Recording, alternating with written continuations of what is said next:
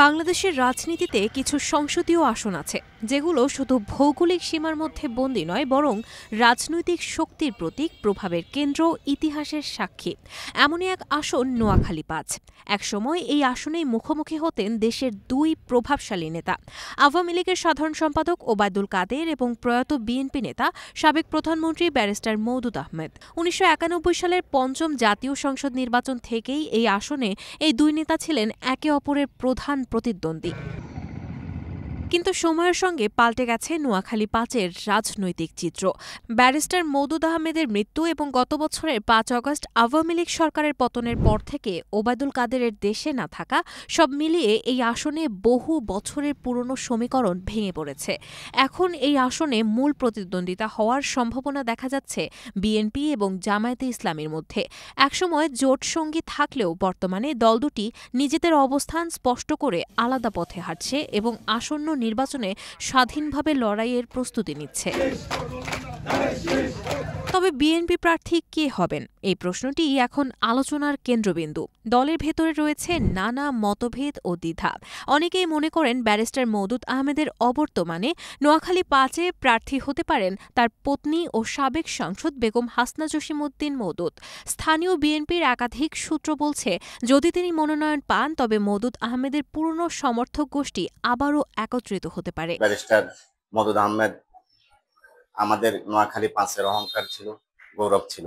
ওনার উত্তরসূরি হিসাবে বেগম হাসনা জসিমউদ্দিন মওদুদকে যদি দল নমিনেশন যদি দেয়, তাহলে কোম্পানিগঞ্জের মানুষ দলমত নির্বিশেষে সবাই তার জন্য কাজ করবেন।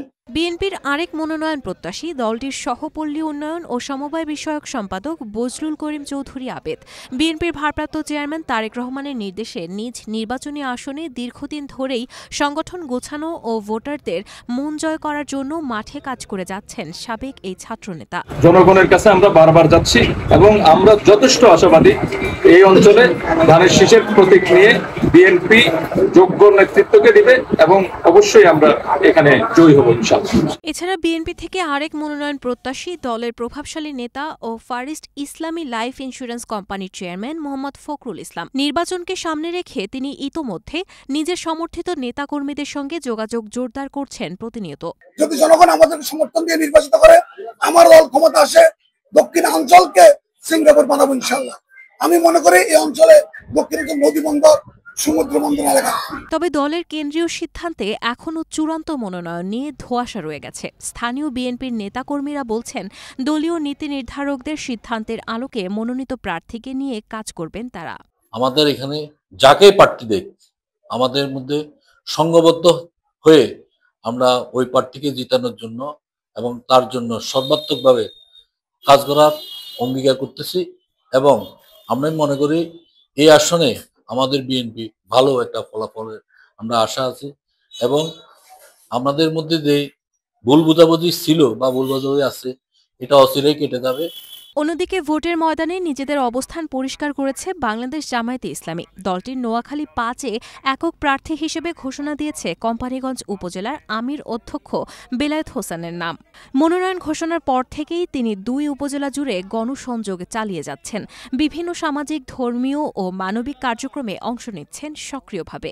এমনকি সম্প্রতি দুর্গাপূজা উপলক্ষে দুই উপজেলার সব পূজা মণ্ডপে গিয়ে তিনি শুভেচ্ছা জানিয়েছেন। সহযোগিতা করেছেন স্থানীয় হিন্দু সম্প্রদায়।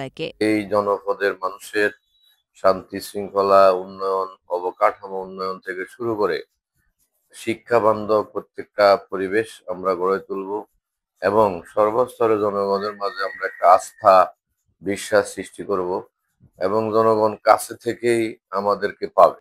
জামায়াতের ঘনিষ্ঠ সূত্র বলছে, এই মানবিক ও অন্তর্ভুক্তিমূলক প্রচারণার মধ্য দিয়েই ভোটারদের মাঝে অধ্যক্ষ বেলায়েত হোসেনের জনপ্রিয়তা উল্লেখযোগ্য হারে বাড়ছে, বিশেষ করে তরুণ ভোটারদের মধ্যে। বিএনপির একাধিক মনোনয়ন প্রত্যাশী থাকার ভোটের মাঠে জয়ের ব্যাপারে আশাবাদী জামায়াতের নেতাকর্মীরা। যদি সুষ্ঠু, অবাধ, গ্রহণযোগ্য, লেভেল প্লেইং ফিল্ডের নির্বাচন হয়, তাহলে আমরা বাংলাদেশ জামাত ইসলামীর প্রতি মানুষের যে সিম্প্যাথি বেড়েছে, পাশাপাশি আমাদের প্রার্থীর গ্রহণযোগ্যতা, শিক্ষিত এবং সৎ সামগ্রিক দিক বিবেচনায় আমরা বিজয় লাভ করতে পারবো, এটা আমরা আশা করি। এছাড়াও ইসলামী আন্দোলন বাংলাদেশ থেকে প্রার্থী হওয়ার সিদ্ধান্ত হয়েছে দলটির নোয়াখালী জেলা দক্ষিণের অর্থ সম্পাদক মাওলানা আবু নাসের। ইতিমধ্যে গণসংযোগ সহ ভোটারদের মাঝে প্রচার কার্যক্রম শুরু করেছে তিনি। আগামী ত্রয়োদশ জাতীয় নির্বাচনে যদি সুন্দরভাবে নির্বাচনের লেভেল প্লেইং যদি ঠিক থাকে, ইনশাআল্লাহ ইসলামী আন্দোলন নোয়াখালী পাশে সর্বোচ্চ বিজয় লাভ করবে। এদিকে স্থানীয় পর্যায়ে সাধারণ ভোটারদের মধ্যে এখন নতুন ধরনের আলোচনা চলছে। কেউ কেউ বলছেন এবার দলের যে ব্যক্তির উপরই নির্ভর করবে ভোটের ফলাফল। অনেকেই বলছেন দীর্ঘদিন পর একটি বড় প্রতিদ্বন্দ্বিতাপূর্ণ নির্বাচন দেখতে যাচ্ছে নোয়াখালী-৫। ফলে ভোটারদের আগ্রহ বেড়েছে দ্বিগুণ। আল্লাহ যদি বাঁচা বুক খুলে যায়, আমরা ভোট দেব। ভোট দিই আমাদের যোগ্য প্রার্থীকে আমরা জয় করে নিব ইনশাআল্লাহ। আমাদের পাশে দ্বারা সেই মিয়ারকে আমরা ভোট দেব। সকল চাঁদাবাজি এবং ডাকাতি, দর্শন এই বিষয়গুলোর প্রতি তারা নজর দিবেন। এই যে ভোট না দিতে পারার একটা বেদনা, এই বেদনাটাই এবারে প্রস্ফুটিত হবে সারা বিশ্ব দরবারে। এই নির্বাচন একটা, আমি মনে করি, উদাহরণ হয়ে থাকবে এবং স্মরণকালের একটা জাতীয় সংসদ নির্বাচন হবে বলে আমি আশাবাদী। প্রশাসনিকভাবে দুটি উপজেলা অর্থাৎ কোম্পানীগঞ্জ ও কবিরহাট এবং সদর উপজেলার দুটি ইউনিয়ন নিয়ে গঠিত এই আসনে ভোটার সংখ্যা 4,90,959 জন। এর মধ্যে নারী 2,35,959 জন এবং পুরুষ ভোটার 2,55,000 জন। নোয়াখালী-৫-এর রাজনৈতিক ইতিহাসে যেমন দ্বন্দ্ব ছিল দল নির্ভর, তেমনি এবার দেখা যাচ্ছে ব্যক্তিনির্ভর প্রতিযোগিতা। বিএনপি ও জামায়াত দল দুটি এখন মাঠে আলাদাভাবে লড়ছে, কিন্তু প্রশ্ন একটাই, এই ভিআইপি আসন এবার কার দখলে যাবে?